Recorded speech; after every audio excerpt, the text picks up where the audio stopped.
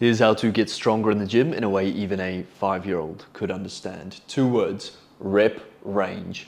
These are the rep ranges. They all work to build muscle, but some rep ranges are better suited to different exercises. For example, let's say you and I were going in to do a leg workout, and I told you we are doing leg extensions for 4 to 6 reps. Your knees are going to be crying, right? What if I told you we are doing sets of 25 on deadlifts? Also not very fun.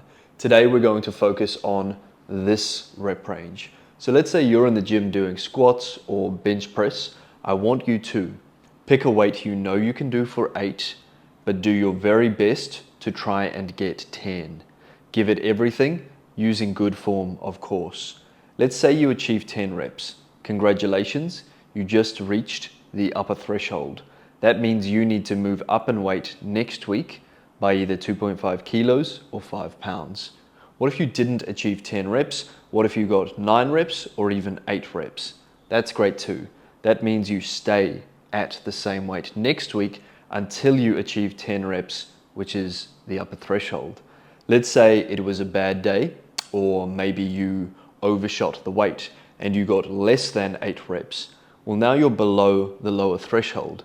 And so you'll be best off actually coming down in weight next week, again by either 2.5 kilos or 5 pounds. Then at your new lower weight, if you were below the threshold, higher weight if you were above the threshold, or same weight if you were within the threshold, you simply rinse and repeat the process, consistently trying to always get towards that upper threshold and then increasing in weight the following week. So this all makes a lot of sense for if you were doing 1 set per exercise.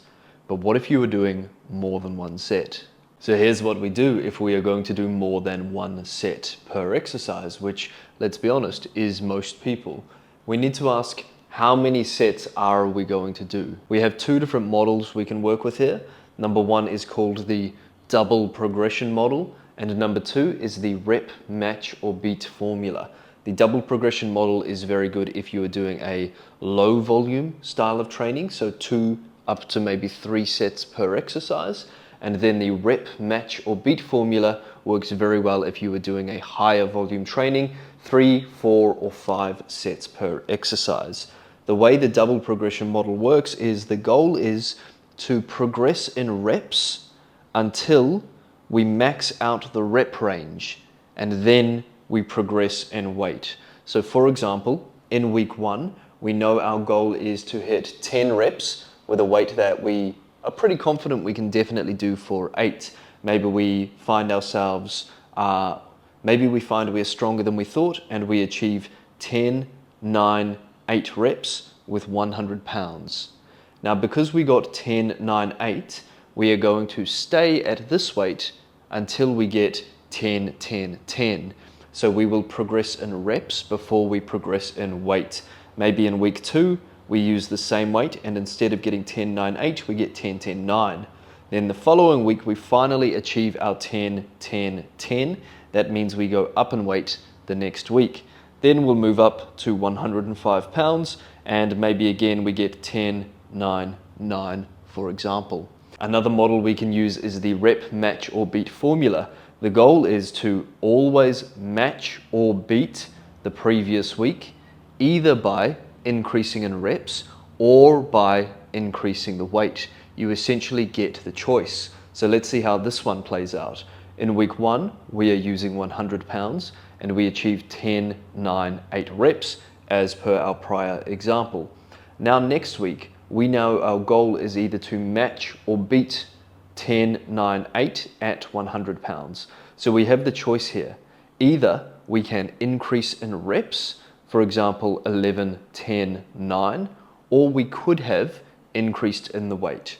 So let's say because we got 10, 9, 8, we would like to stay at this weight another week, but the goal is either to match or where possible beat the previous week. So because we're going to stay at 100 pounds, we really want to beat 10, 9, 8, and therefore we are going to try and get 11, 10, 9. We have beaten the previous week by 1 rep on every single set. Now, because we are outside of our rep range for the first set, even though we are still not achieving the top of the rep range for the final set, it's still potentially a good idea to increase the weight. The rep, match or beat formula gives you that freedom as long as you are either matching or beating the prior week. Then maybe we come around in week 3, we are now using 105 pounds, and then we achieve 10, 9, 8 reps, for example. The following week will come in week 4, again using 105 pounds, the heavier weight, and maybe we find that we can only match the first set, 10 reps last week, 10 reps this week. Match the second set, 9 reps last week, 9 reps this week, but we can beat the previous week on the third set, 8 reps last week, 9 reps this week.